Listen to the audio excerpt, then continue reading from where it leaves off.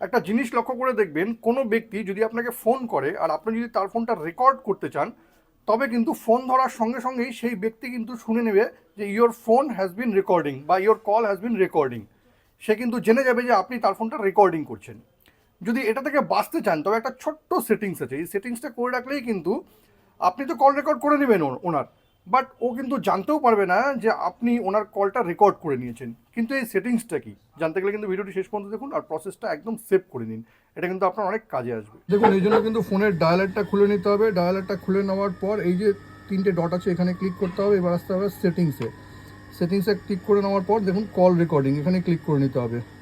এবার একটু স্ক্রল করে নিচে আসুন, এখানে দেখুন লেখা আছে play audio tone instead of disclaimer. এটা কিন্তু অফ করা আছে, এটা কিন্তু অন করে নিতে হবে।